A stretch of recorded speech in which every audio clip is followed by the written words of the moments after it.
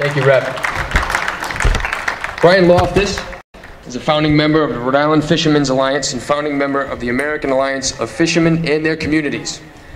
A third-generation commercial fisherman, Brian is now also a film producer. His documentary, titled Truth, Fishing Crisis or Government Mismanagement, premiered at the Rhode Island Film Festival last weekend. Ladies and gentlemen, Brian Loftus. Thank you.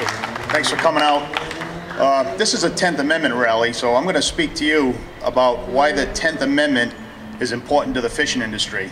And to give you a little background of, we've all gotten, excited and, starting to come out and really take a stand against a tyranny that, this government's putting on us. We've been dealing with it for 20 years. There's a sign over here that said, "Big Brother, get off my back." I'll tell you, Big Brother's so far up my back, I can spit him out. The fishing industry, we have to have GPS monitors that watch everywhere we go. The government knows how fast we're going, where we are, if we stop, if we don't.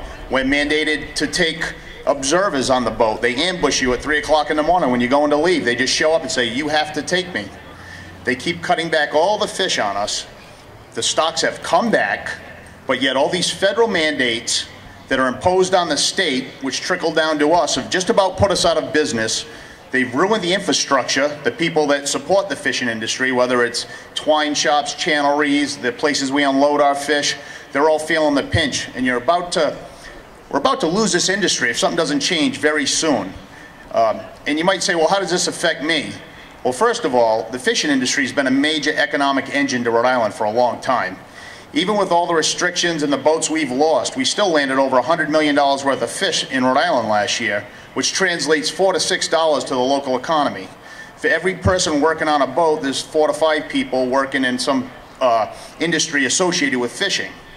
So it's a lot of money that's generated, but it's also a food source. It's a resource. It's protein. It's the last natural, unadulterated thing you can put in your body. It's the best source of protein you can get. Now, 20 years ago, the imported fish that came to this country was down around 15 to 20%. It's up to 86 now. Out of the 86% of this imported seafood, 1.5% gets inspected, and out of that, 60% gets rejected and sent back because it's contaminated or got some, chemical in it or whatever. All the farm-raised fish, they're full of antibiotics because they get tons of diseases because they're all swimming around in their own mess all the time.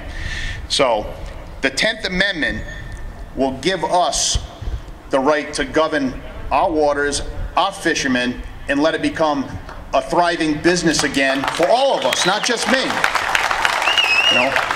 Boats are expensive, fuel's expensive, insurance is expensive. The federal government changes the rules about every 2 to 3 weeks of what we can do. I'll give you a perfect example. 2 weeks ago, I had to go ground fishing on George's Banks. I have a 45-foot boat now. I don't belong up there, but I had to do it. So I had to buy more tow wire to go out in the deeper water, which I did. I went up there, I got a trip of fish, I came back, it was good. I was getting ready to turn around and go again, got a notice in the mail that said, "You can't do that anymore." Just like that. So now my investment and any money I did make, I lost for the extra wire and supplies I had to buy. This is what happens continually. And the National Marine Fisheries Service promulgates and puts out more rules and regulations than any other federal agency other than the Internal Revenue Service. We're small, independent business people. I mean, you talk about Big Brother being on your back. I mean, it's just, you can't go here, you can't go there, you can't use this net. You have to take this person with you. You only have 30 days to go ground fishing. If you go down to Galilee right now, there's 6 or 7 boats now that have cameras on them.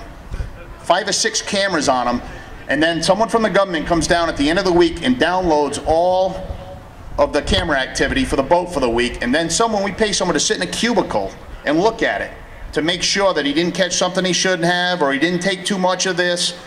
I mean, this is Big Brother. This is coming to the rest of the industries. We've been dealing with it for 20 years. If you guys don't wake up, it's going to be bad news. So, the 10th Amendment is very important for all of us. It doesn't say that we have to ignore the federal government, but what it does say, if the tyranny that they're pushing down on us, we don't want to take it anymore, we don't have to. And Mr. Trillo was up here saying that about the upsartation. Painted across the visor of my boat says, when government abuses and usurpation occur, it is the right and the duty of the people to throw off such government. I've had that up there for over a year. So, thank you.